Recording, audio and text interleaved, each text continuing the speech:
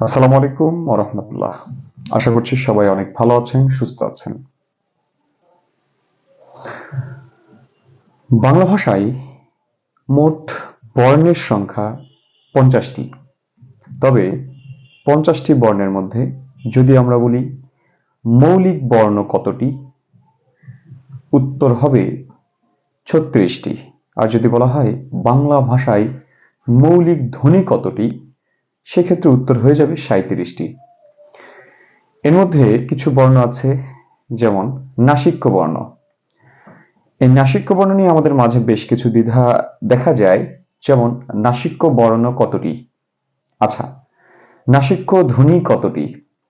মনে রাখবেন, প্রশ্ন যেভাবেই হোক না কেন, নাসিক্য ধ্বনি কতটি যদি বলে, নাসিক্য ধ্বনি কতটি যদি বলে, তাহলে উত্তর হবে ৩টি।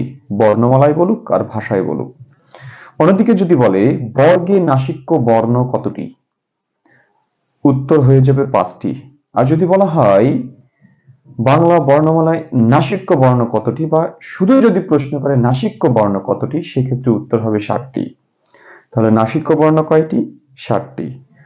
বর্গে নাসিক্য বর্ণ কয়টি? ৫টি। বা বাংলা ভাষায় নাসিক্য ধ্বনি কয়টি?